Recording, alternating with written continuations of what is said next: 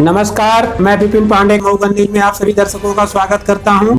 विंध्याचल में अलग दिखेगा अध्वांचल, मऊगंज विधायक का सराहनीय प्रयास। 23 करोड़ की लागत में विभिन्न कार्यों के लिए भूमि पूजन एवं शिलान्यास के साथ कई विकास कार्यों का हुआ लोकार्पण, जिनमें पुलिस चौकी, पिपराही, एकलव्य विद्यालय, कई सड़कों की मिली सौगात। मऊगंज विधानसभा के अध्वांचल क्षेत्र में पहली बार आए केंद्रीय राज्य मंत्री। आदिवासी बाहुल्य क्षेत्र में लगभग 10,000 आदिवासी उपस्थित रहे। सम्मेलन में आदिवासियों द्वारा केंद्रीय मंत्री फग्गन सिंह कुलस्ते से लिखित रूप में इस बात की शिकायत की गई कि हम आदिवासियों की पुश्तैनी जमीन यहाँ के भू माफियाओं द्वारा जबरन हमारी जमीन लेकर क्रेशर प्लांट लगा रहे हैं, जिनमें ना मुझे नौकरी दी जा रही है और ना ही कोई रोजगार का अवसर मिल रहा। साथ ही कई तरह की बीमारियों की सौगात दी जा रही है। सारे कृषि नियम विरुद्ध लगे हैं। वहीं शिकायत पर केंद्रीय राज्य मंत्री फग्गन सिंह कुलस्ते ने सीधा रीवा कलेक्टर मनोज पुष्प को नियमानुसार कार्रवाई करने का निर्देश दिया। आपका ज्यादा समय न लेते हुए आइए आपको ले चलते हैं सीधा पिपराही ग्राउंड जीरो से, जहां chief editor Vipin Pandey ground zero में मौजूद है और आपको दिखाते हैं पूरी खबर। और यहाँ के रहवासियों के लिए बहुत सारी सौगातें मिली हैं। हमारे साथ बने रहिए, ग्राउंड जीरो से हम आपको दिखाएंगे पूरी खबर, कैमरामैन फकरुद्दीन के साथ।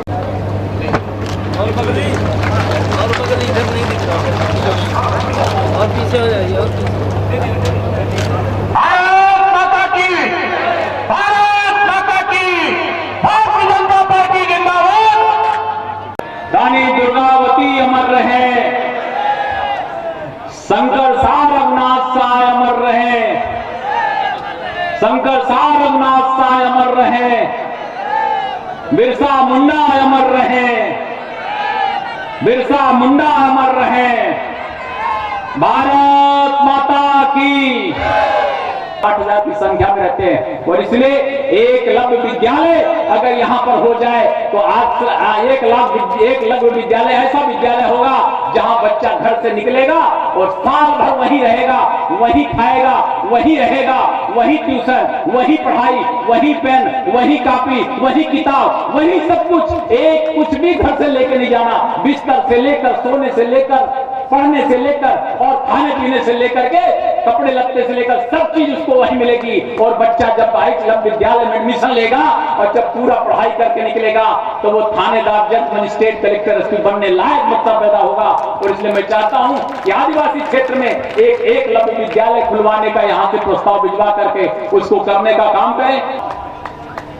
नरेंद्र मोदी जी यहाँ पे 2014 में प्रधानमंत्री बने, मगर जब नरेंद्र मोदी जी प्रधानमंत्री नहीं थे तब आपकी हालत जानते हैं यहाँ की क्या हालत थी। पूरे देश में एक गरीब और अमीर के बीच में दूरी थी।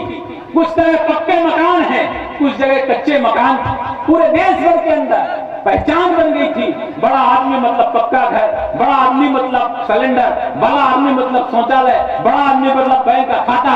मगर नरेंद्र मोदी जी के प्रधानमंत्री के बाद आपने तय किया कि एक बार क्यों ना वोट दे करके बड़े आदमी को तो बहुत प्रधानमंत्री बनाया, एक बार मजदूर के बेटा को भी प्रधानमंत्री बनाए। तो आपने मजदूरी करने वाले नरेंद्र मोदी के, जिनके माता पिता मजदूरी करते रहे, ऐसे मजदूर के बेटे को नरेंद्र मोदी को आपने प्रधानमंत्री बनाया। और प्रधानमंत्री बनने के बाद नरेंद्र मोदी जी ने कहा नहीं, अब तो पक्का मकान गरीब का भी होना चाहिए, अब तो शौचालय गरीब का भी होना चाहिए, अब तो खाता गरीब का भी खुलना चाहिए, अब तो गरीब को भी हर लाभ मिलना चाहिए, सिलेंडर गरीब को भी मिलना चाहिए। उन्होंने देने का काम शुरू किया। जब देने का काम शुरू किया तो बहुत सारे लोगों के घर बनना शुरू हुए। आने वाले समय में जिनके नहीं बने हैं उनको भी आने वाले समय मकान दिया जाएगा। और ये सब कैसे हुआ? ये सब हुआ नोटबंदी लगा करके, सारा काला धन जो है बैंकों में जमा करवाया, उससे टैक्स आया, घर बनना शुरू हुआ गरीब का, जीएसटी लगाया, लोग टैक्स की चोरी करते थे, जीएसटी लगा करके टैक्स से सरकार का खजाना भरना शुरू हुआ, चोरी बंद हो गई और उस सरकार के खजाने से गरीबों को अधिकार मिलना शुरू हुआ, उनके घर द्वार सब बनना शुरू हुए। और इस तरह नरेंद्र मोदी पहली बार एक ऐसा गरीब का बेटा प्रधानमंत्री बना जिसने गरीबों की चिंता की। मगर कुछ लोगों के पेट में दर्द हो रहा, लगता है कि मोदी को हटाओ, मोदी नहीं रहना चाहिए। अरे 70 साल तो बड़े आदमी बनते रहे प्रधानमंत्री, एक बार गरीब का बेटा बन गया तो उसे क्यों 6 साल में हटाना? अरे वो भी 50-60 साल राज करेगा गरीब का बेटा भी, जब तक एक एक गरीब आदमी आगे नहीं बढ़ जाएगा, उनका घर नहीं बन जाए, उनके बच्चे पढ़ लिख कर अधिकारी अफसर नहीं बन जाए, तब तक नरेंद्र मोदी को कुर्सी में रहना चाहिए। और ऐसे नरेंद्र मोदी जिनने हमारे आदिवासी समाज के हमारे फग्गन सिंह कुलस्ते को मंत्री बनाया, और ऐसा मंत्री बनाया कि पक्का मकान जो प्रधानमंत्री आवास है उनका प्रभारी ऐसे ही मंत्री है। हमारे महिलाओं के स्व सहायता ग्रुप जो है, जिसमें आप देखिए कितनी सारी महिलाएं हैं, ऐसे स्व सहायता समूह के ग्रुप को भी ऐसे मंत्री हमारे आदरणीय फग्गन सिंह कुलस्ते जी उस विभाग के भी मंत्री हैं। इसलिए मैं चाहता हूं कि ऐसे भारतीय जनता पार्टी के नेतृत्व में जो काम हो रहा है, मुझे ध्यान है, मैं यहाँ से आज से 30 साल पहले इस एरिया में आता था। बहुत सारे लोग जानते थे जब मैं इस एरिया में आता था, पैदल और साइकिलों से मैं इस रोड में चलता था, लोगों के घरों जाता था, 2 टाइम में एक बार भोजन होता था। माननीय मंत्री जी, ये वो एरिया है कि यहाँ पर 2 टाइम में एक बार आदिवासी के घर में खाना बनता था, लोग भूखे मरते थे, बच्चे कुपोषण करते रहते थे।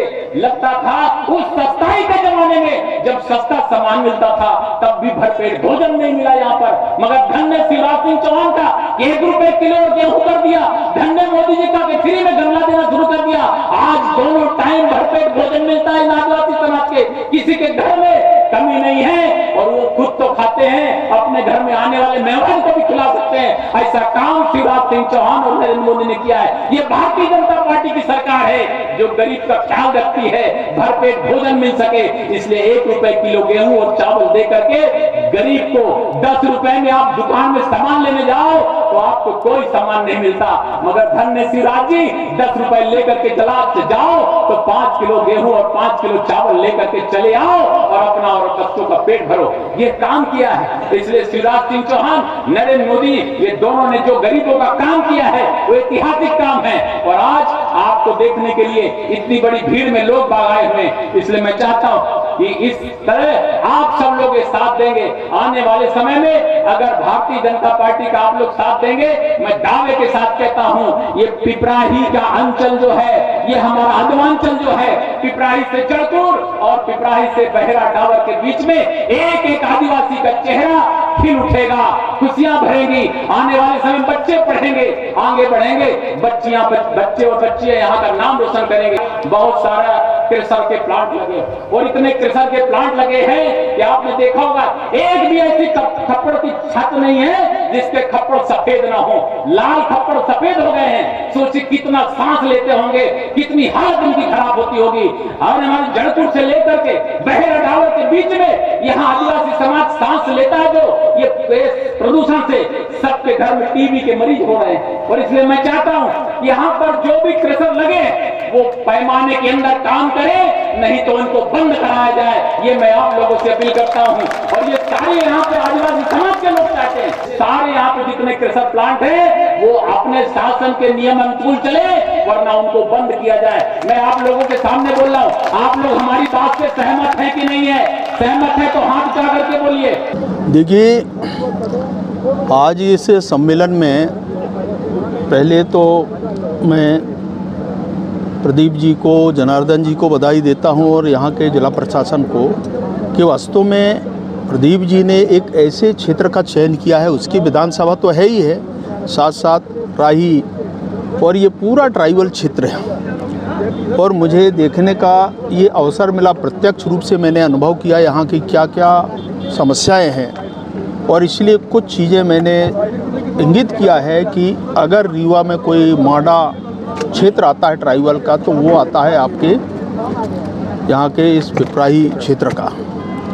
और इसलिए इस विकास खंड में यहाँ के मोडा क्षेत्र में एक हम आने वाले भविष्य में एक आदर्श विद्यालय, एकलव्य आदर्श विद्यालय जो भारत में ऐसे ट्राइबल क्षेत्रों में खोलते हैं जहाँ पर CBSE पाठ्यक्रम भी रहता है, और लगभग आज की तारीख में उसकी 30 से 32 करोड़ रुपए की लागत, इतने बड़े स्केल में, और उनकी आवासीय व्यवस्थाओं को हम पूरा करते हैं। दूसरा एक विषय यहाँ पर रानी दुर्गावती का एक पार्क बने, माने गार्डन, इस प्रकार की कल्पना किया है। मैंने यहाँ कहा है किसी और कलेक्टर साहब को कि कोई स्थान ऐसा हो, नरेगा से उसको फिलिंग वगैरह करने के साथ साथ एक पार्क का निर्माण बच्चों के खेलने के लिए, विद्यालय के बच्चे और बाकी गांव के नागरिक, और बाकी कभी इस प्रकार के आप लोग आएंगे तो कोई अच्छा स्थान ऐसे बन जाए और वहाँ एक प्रतिमा निर्माण की बात हमने किया है। और एक मैंने ये भी आश्वासन दिया है कि हम एक यहाँ पर चलित औषधालय, एक एम्बुलेंस देने का हमने फैसला किया है और वो हम किसी योजना विशेष से करेंगे। ऐसे 2-3 चीज़ें वैसे अलग अलग क्षेत्रों में विषय आए हैं, यहाँ के विकास के बारे में, कुछ रोडों के बारे में, यहाँ के आवास की योजना के लिए जितने लोग रह गए हैं। और एक बड़ी बात यह है कि लोगों ने ये भी कंप्लेंट किया कि सरकारी जो ज़मीन है उस ज़मीन में कुछ लोगों का जो प्रभुत्व है उसके लिए जांच के लिए मैंने कहा है, उसकी जांच पड़ताल करने के बाद जो गरीब लोग हैं जिनके आवास नहीं बन पाए हैं तो उनको आवास के लिए कुछ अलॉटमेंट वगैरह हो और उनका स्वामित्व योजना का लाभ उनको मिल जाए। ये हमारी प्राथमिकता आज के इस अवसर पर हमने किया है। और मैं कह सकता हूँ कि इस इलाके के लिए मेरा पहली बार आना हुआ है और शायद कभी कोई केंद्र का मंत्री नहीं आया है। तो इस प्रकार की व्यवस्था के बारे में और मेरा पूरा भरोसा है, मैंने आदिवासी भाइयों को कहा है, प्रदीप जी के आग्रह पर मैं यहाँ आया हूँ, तो उनको भी और इस क्षेत्र के आदिवासियों को भी लगना चाहिए कि कुछ हम उनके कल्याण के लिए कुछ योजनाओं को यहाँ पर फलीभूत कर पाएँ। ये हमारा एक प्रयास होगा। सर, इस क्षेत्र में आपने देखा होगा कि क्रेशर बहुत सारे खुले हुए हैं, लेकिन वो जो गाइडलाइन होती है, गाइडलाइन के आधार पर वो क्रेशर संचालित नहीं है, जिससे आदिवासियों को बहुत दिक्कत होती है। आज हमारी बैठक हुई है जिला मुख्यालय में, हम सब लोग थे, सभी जनप्रतिनिधि, और यहाँ आने के बाद भी कुछ चीज़ें अनुभव आया तो मैंने प्रशासन को कहा है उसकी जांच पड़ताल करेंगे, पोल्यूशन के बारे में भी और सब चीज़ों में जो नियम तय हैं वो, और जो अनधिकृत तौर से अनथराइज तरीके से अगर कोई इस प्रकार का कोई अवैध काम करता है तो उस पर कार्रवाई होगी और दंड भी होगा। तो इस प्रकार के प्रावधान हैं और इसलिए मैंने कार्रवाई के लिए कहा है कि उसको एक बार जांच करा लें और जांच में जो दोषी पाया जाता है उन पर कार्रवाई कीजिए। सर, जिस किया आपको आने के लिए आदिवासी क्षेत्र में, तो आपको आके यहाँ लगता है कि यहाँ का विकास होना चाहिए?